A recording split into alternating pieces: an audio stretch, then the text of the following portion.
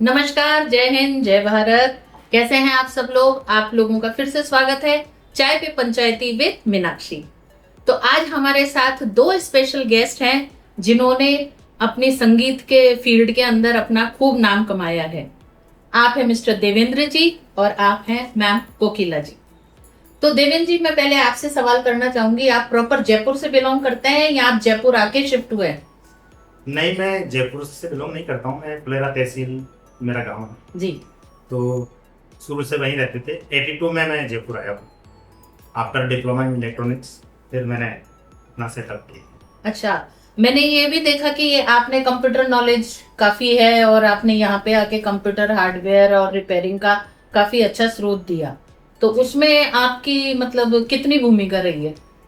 Actually जब diploma in electronics और communication में मैंने ये किया अपना, तो मैंने देखा कि स्कोप इनका कुछ कम हो गया है अच्छा।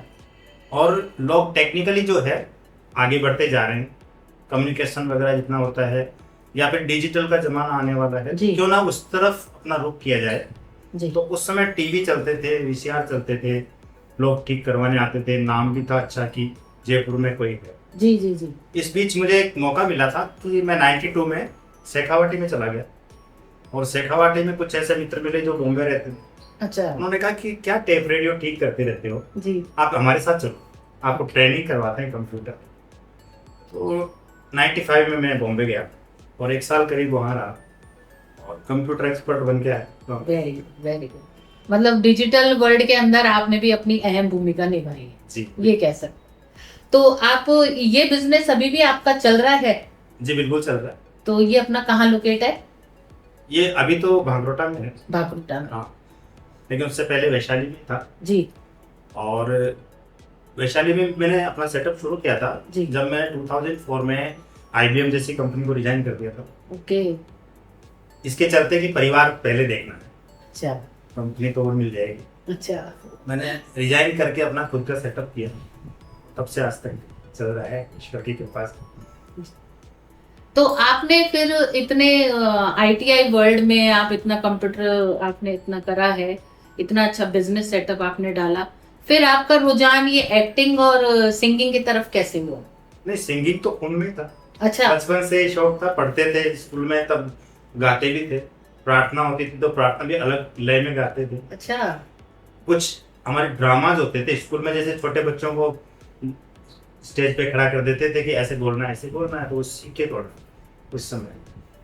तो वो जब संगीत का जो सफर होता है उसमें फिर हमने हारमोनियम भी सीखा, हमने जल तरंग भी सीखा, माउथ आर्गन भी सीखा, ये सारी चीजें सीखी है। अच्छा, वेरी हाँ, गुड। तो उस समय जो गुरु होते थे वो बड़े तेज होते थे, डंडा मार देते थे कि सीखना है तो सही सीखना बात। पड़ेगा। हाँ। और ब्लाइंड थे, जैसे रविंद्र जैन सर थे, जी हाँ। वैसे वो बिल्कुल ब्लाइंड थे और उन्होंने हमको बहुत प्यार से सिखाया था, मार मार के हाँ। प्यार से सिखाया था, मार मार के। सही बात है। तो बचपन में क्या होता था, अगर स्कूल टीचर मार भी देते थे ना तो घर वालों को नहीं बताते थे क्योंकि डबल पड़ती थी। सही बात। घर वाले को मारते थे, गलती की होगी तुमने। हाँ। क्योंकि उस समय ये था कि पेरेंट्स जो थे उस जमाने के, वो ये सोचते थे कि जितना हम बच्चों को अपने घर में सिखा रहे हैं, पढ़ा रहे हैं, वो उतना काफी नहीं है। जी। तो वो उनको घर से बाहर भेजते थे, विद्यालय में, स्कूल्स में। और वहां पे जो टीचर उनके साथ बिहेव करते थे तो उनको ये डर रहता था कि अगर हमने घर जाके शिकायत कर दी तो शायद, जैसे आप बता रहे हैं, कि डबल मार पड़ेगी। बिल्कुल ऐसा होता है। लेकिन आज के परिवेश में देवेंद्र जी देखा जाता है कि स्कूल के अंदर अगर बच्चों को टीचर्स कुछ जरा सा भी कह देते हैं तो वो बहुत जल्दी मतलब मेंटली डिस्टर्ब हो जाते हैं और कुछ बच्चे गलत कदम भी उठाने लग गए। इस विषय में आपका क्या कहते हैं? इसका कारण है हम बच्चों की परवरिश। उनको ऐसा माहौल देते हैं बिल्कुल सुख सुविधा वाला कि वो आगे पीछे कुछ देखते नहीं, उनको कोई मतलब नहीं होता है पढ़ाई से। उनको सुविधा चाहिए होती है, स्कूल जाने के लिए बस है, पढ़ाने के लिए ट्यूशन टीचर है ना, और घर पर खाने पीने की सारी चीजें अवेलेबल है, खेलने कूदने का बाहर जाने का नाम नहीं है, मोबाइल दे दिया है आपने। हाँ, फिजिकल एक्टिविटीज बिल्कुल खत्म हो गई कम हो गई है। तो उनका जो मेंटली जो चेंजिंग हुआ है ना, वो इसी वजह से हुआ कि उनको कोई कुछ कह दे या डांट दे तो वो एक अलग वे में चले जाते। जी जी जी, बिल्कुल। ये बहुत गलत चीजें जो हो रही है आजकल, वो सिर्फ उसी का परवरिश का नतीजा है। हमको जब पाला था तो हमको जिस ढंग से पाला था हम नजर नहीं उठा सकते थे। आज अगर छोटा सा बच्चा आप उसको कुछ बोलोगे ना जी जी, तो वो आपको तुरंत जवाब रिएक्ट देगा, करेगा। हाँ बिल्कुल। रूठ जाएगा, खाना नहीं खाएगा, तो फिर हमें चिंता होती है कि ऐसा क्यों। हाँ, आजकल के बच्चों का ये और है, मैंने देखा है कि जब तक मोबाइल सामने नहीं पड़ा हो तो वो खाना भी नहीं खाएंगे, कुछ भी नहीं करेंगे। और पेरेंट्स लोग जो हैं उस चीज को बढ़ावा दे रहे हैं, जबकि पेरेंट्स को उस चीज को बिल्कुल निग्लेक्ट करना चाहिए। बच्चों को ये कहना चाहिए खाने पीने से ये आपकी परवरिश अच्छी होगी, आपकी हेल्थ अच्छी बनेगी, माइंड ब्रॉड रहेगा। लेकिन ये चीजें हमें देखने को आजकल नहीं मिल रही है। तो कोकिला जी, अब मैं आपसे जानना चाहूंगी कि आप सिंगिंग वर्ल्ड में और आप एक मोटिवेशनल गुरु हैं, तो किस तरह से रुझान हुआ इस तरफ? एक्चुअली स्कूल टाइम पे ही मैं जैसे स्कूल में कॉम्पिटिशन्स वगैरह होते हैं तो मैं उसी में पार्टिसिपेट किया करती थी। और सुनने में यही मिलता था कि वाह आप बहुत अच्छा गाती हैं। तो जितना मुझे प्रमोट होता गया मैं आगे से आगे गाती गई, स्कूल फिर कॉलेज और बस फिर स्टेज शो किए रविंद्र मंच पे, रामलीला मैदान पे, जयपुर में, कई जगह पे, यूनिवर्सिटीज़ में, सब जगह कॉम्पिटिशन्स के जितने भी सिंगिंग होते थे सब जगह काफ़ी सिंगिंग किया मैंने। तो गॉड गिफ्ट है। गुड। हाँ गॉड गिफ्ट है, तो बस उसी को प्रभु की इच्छा समझ के सिंगिंग करते चले गए। तो आज तक आपने कितने शोज कर लिए? मैंने कॉलेज और यूनिवर्सिटी टाइम पे मैंने बहुत किया, बट फिर बीच में फैमिली वगैरह की वजह से गैप हो गया था। और अभी मैं पिछले करीब 4-5 साल से वापस एक्टिव हूँ जी। और करीब हमने कई शोज़ किए हैं। जयपुर में कई कॉम्पिटिशन्स हुए हैं, कई प्रोग्राम हुए हैं, सब जगह सिंगिंग किया है।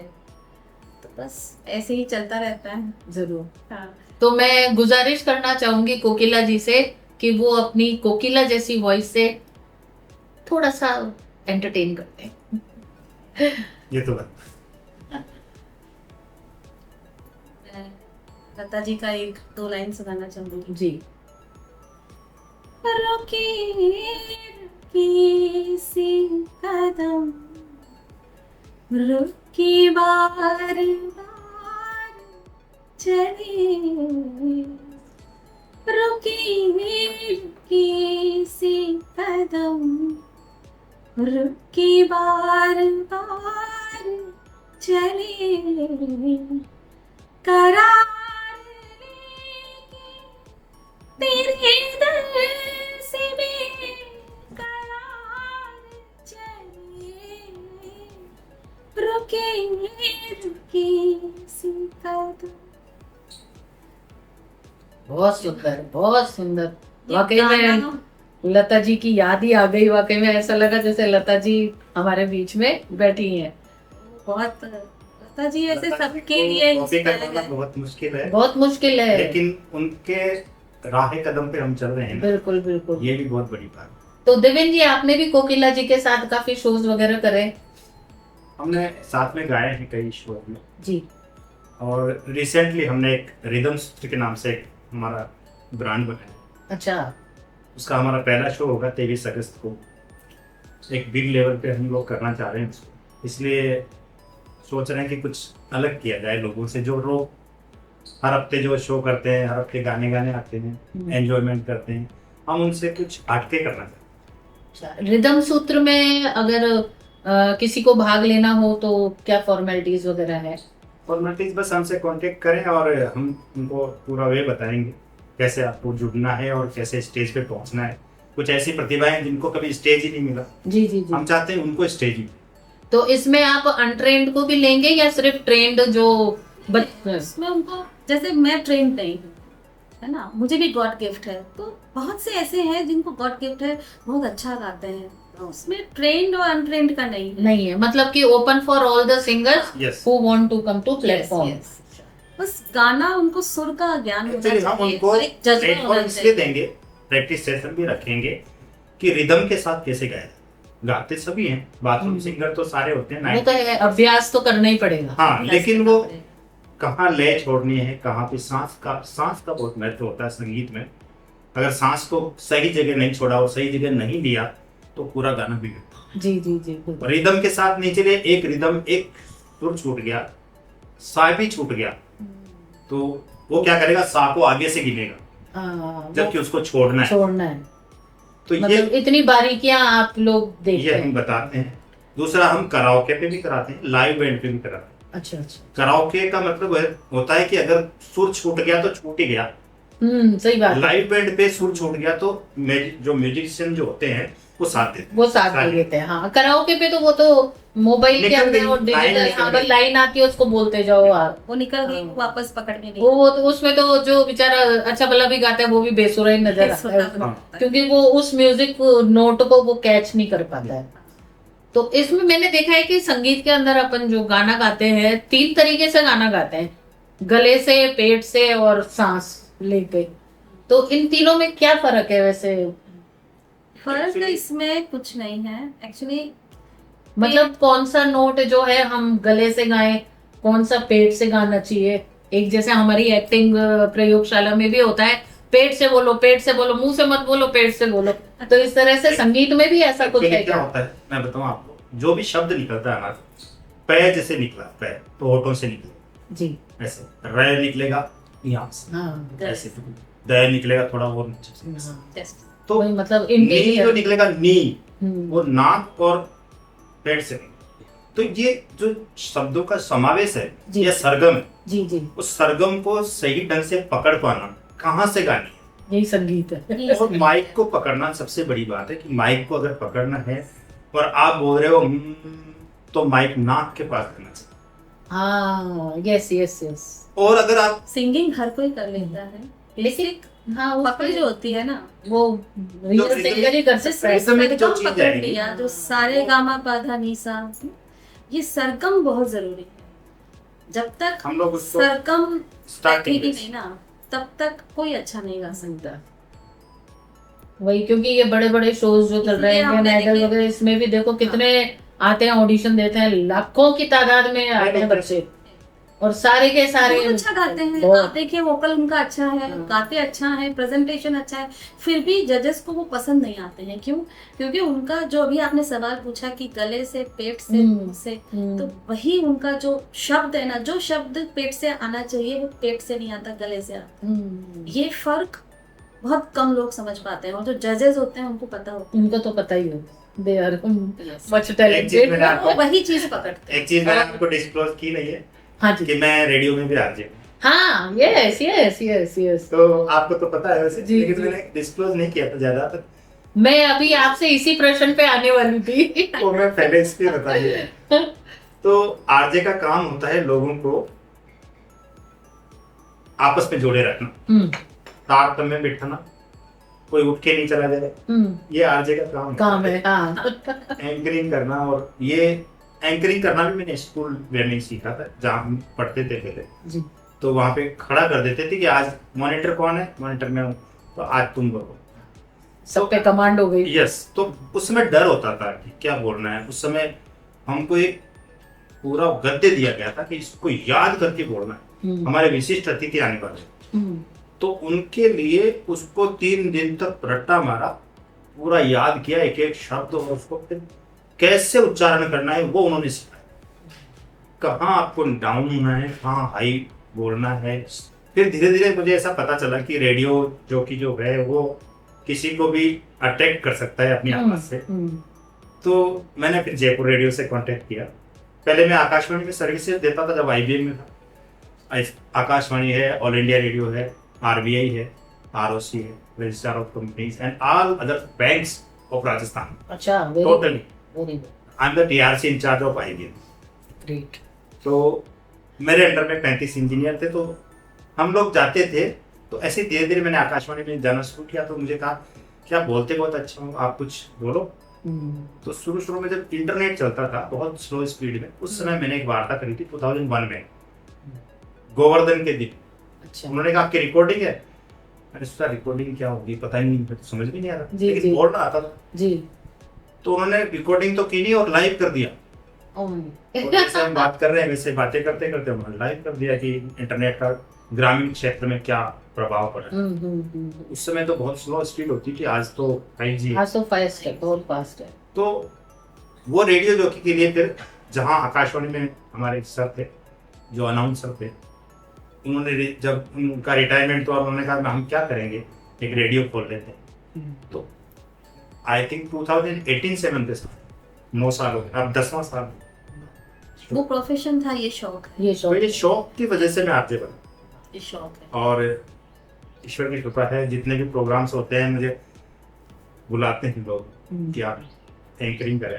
नहीं बिल्कुल, क्योंकि आपकी आवाज अच्छी है, बेस है आपकी आवाज में। हॉबी हर इंसान को ना अपना हॉबी प्रमोट करना चाहिए। और फिर एक्चुअली में कोकिला जी होता ये है कि हम जिस फील्ड का इंटरेस्ट रखते हैं ना, अगर हम उसी में चले, चाहे हमारे पेरेंट्स साथ दे नहीं दे, फैमिली वाले साथ दे नहीं दे, लेकिन जब हमको पता है कि हमको इस फील्ड में मिलेगा कुछ, तो हमको वाकई में सफलता मिलती है। बिल्कुल नहीं।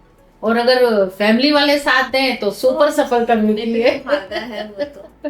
बट आज के टाइम पे ना, ये मैं बताऊं मीनाक्षी जी, क्या होता है ना, फीमेल्स के साथ ये बड़ा प्रॉब्लम है, मेरे साथ भी रहा। मैंने बेसिक म्यूजिक नहीं सीखा हुआ है, बट मेरी बहुत दिली इच्छा थी कि मैं म्यूजिक से बीए करूं, एमए करूं, but same problem, family support नहीं था जी। तो बस टीचर्स और फ्रेंड सर्किल ने काफी पुशअप किया, push up किया। हाँ, और मैं गाती चली गई। अभी मैंने जैसे 2 लाइनें सुनाई आपको, तो वो भी जिंदगी का एक, वो लाइनें जिंदगी का हिस्सा है। हाँ। रुके रुके से कदम रुक के बार बार चले, वही। स्कूल में भी बहुत रुकावटें आई, लेकिन फिर भी छुप छुप के किया, क्योंकि हॉबी थी ना, हॉबी थी, तो वो दिल रुकता दिल नहीं रुकता नहीं है।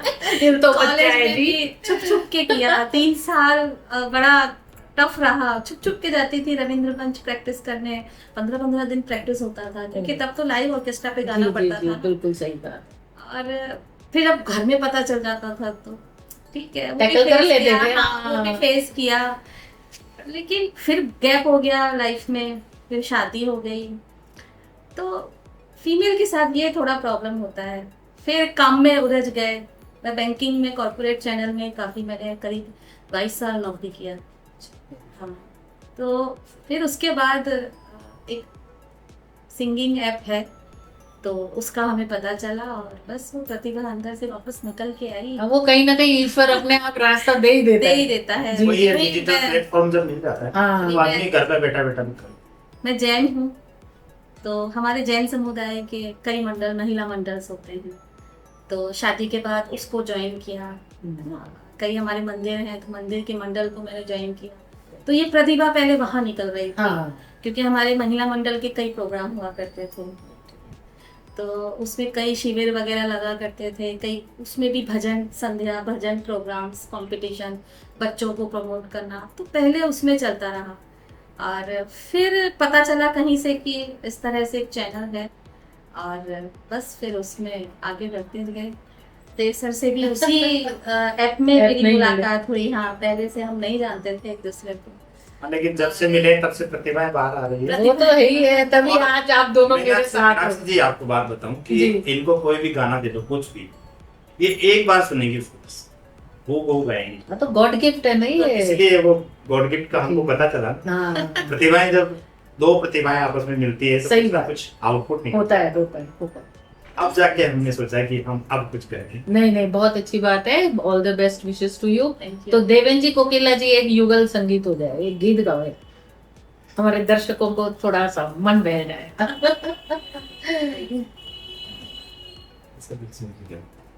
डिसाइड करो, आप चाय मुझ तक करो।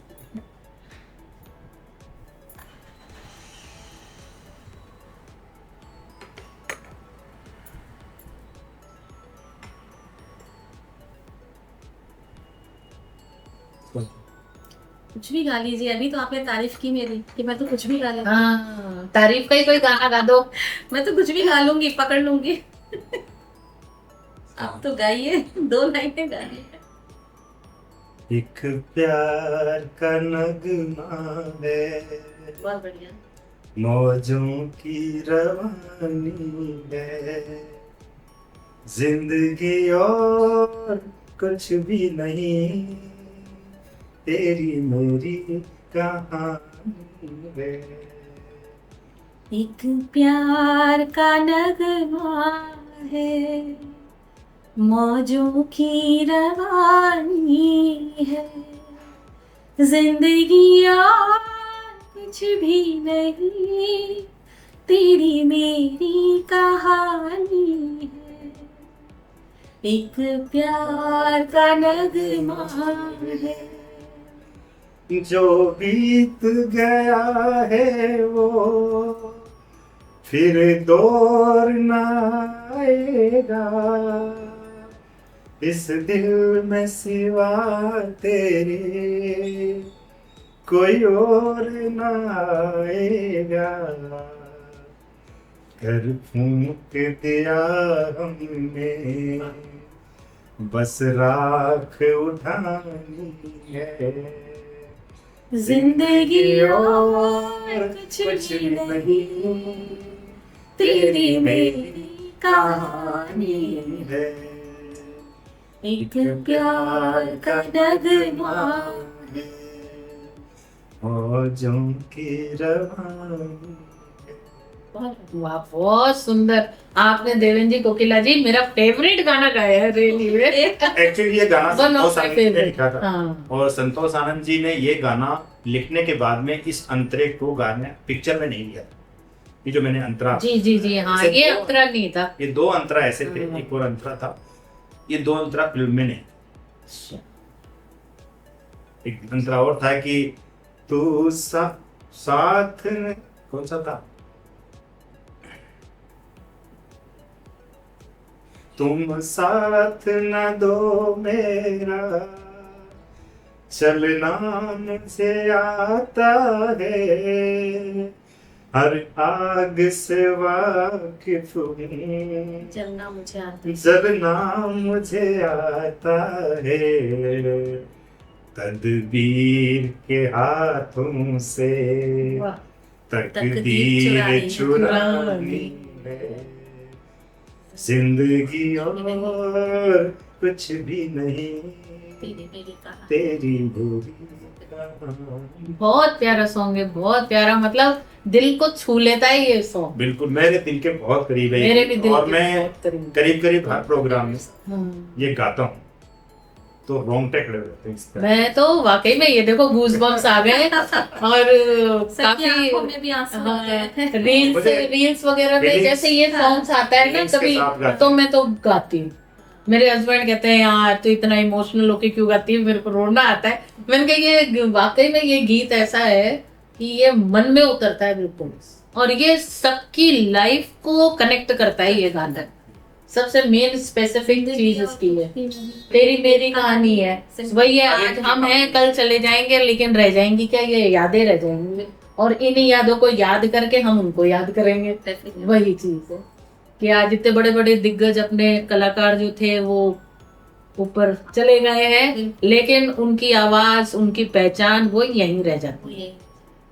और एक्चुअली संगीत जो होता है वो रूह से रिलेटेड होता है। रूह से अगर आप गाओगे ना तो कहीं ना कहीं वो भावना तक पहुंचती है, समझता है, इंसान समझता है। गीत और संगीत और ईश्वर तीनों का कॉम्बिनेशन।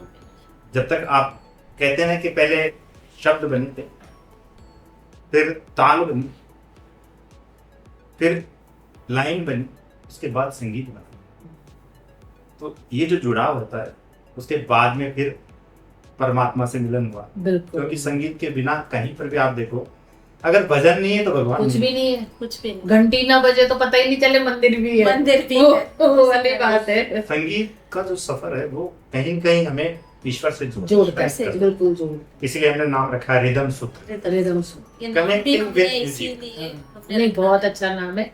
ये 23 अगस्त 2026 को है ये हाँ, इवेंट। अभी 2 महीने बाद ही हमारा प्रोग्राम। तो इसकी एंट्रीज वगैरह कब से हैं?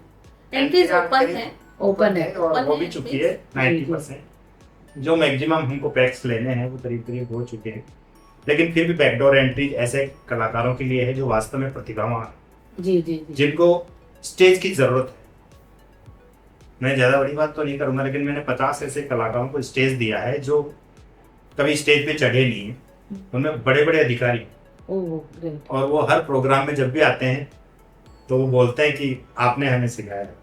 वो- नेचुरली वो एक कहीं ना कहीं हाँ हमारे एक फनकार एक कलाकार का बस यही हाँ। सबसे बड़ा इनाम ही यही है कि वो क्राउड के अंदर अपनी परफॉर्मेंस दे होता है दे। ना, प्रोत्साहन बहुत जरूरी है। बहुत हर कोई जरूरी चाहता है, हर कोई सोचता है, बट उसको मौका, जगह, ये सब नहीं मिलता। नहीं मिल पाता। तो आपने बहुत बढ़िया कई लोगों को एक प्रोत्साहित किया है, उनको एक मौका दिया है। तो काफी अच्छे अचीवर्स रहे हैं सर के, और ये सब बस God gift साथ है। में हम जुड़े हैं, देखते हैं हमारा कैसा रहता है। नहीं नहीं बिल्कुल पॉजिटिव, बी पॉजिटिव, बहुत आपका अच्छा best of रहेगा। luck जरूर अरे चाहिएगा हमें। बिल्कुल बिल्कुल। मेरी तरफ से और मेरे दर्शकों की तरफ से देवेन जी को, कोकिला जी को रिदम सूत्र के इवेंट के लिए बहुत बहुत शुभकामनाएं। ईश्वर करे ये इवेंट बहुत सक्सेसफुल रहे और हमारे जो भी अननोन सिंगर, जो टैलेंटेड बेटे बेटियां हैं, वो इस प्लेटफॉर्म पे आए और अपनी प्रतिभा को आगे बढ़ाएं। तो हमसे कांटेक्ट करें जी। और अपना कोई ऑडियो क्लिप हो वो हमें भेजें, उसे हम सुनेंगे और देन हम आपसे कांटेक्ट करेंगे। तो आपके स्क्रीन पर देवेन जी के, कोकिला जी के नंबर दे दिए जाएंगे और आप इन नंबर्स पे कांटेक्ट करके अपनी प्रतिभा को आगे बढ़ाएं। तो देवेन जी, कोकिला जी, बहुत बहुत धन्यवाद। आप चाय पे मीनाक्षी जी, पंचायती करने मेरे साथ आए। आपकी चाय की पंचायती हमें हमेशा याद रहेगी। आपने हमें बुलाया, वही बहुत बड़ी कहते हैं बात चाय की जो चर्चा होती है वो एक पॉजिटिव, पॉजिटिव इफेक्ट डालती है और फिर वो सभी चर्चाओं में आती है। क्योंकि चाय जो है पॉजिटिव की निशानी होती है कि बिल्कुल। हमारा शरीर जगाते हैं, हमको जगाते हैं। एनर्जेटिक कर देते हैं पॉजिटिविटी बहुत की तरफ ज्यादा। ले। जी जी जी। तो आपका बहुत बहुत धन्यवाद, आपने हमें बुलाया स्टूडियो में और चाय पे पंचायती की। जी जी बिल्कुल। ठीक है दर्शकों, फिर अगले एपिसोड के लिए आपसे फिर से मिलती हूँ। तब तक के लिए नमस्कार।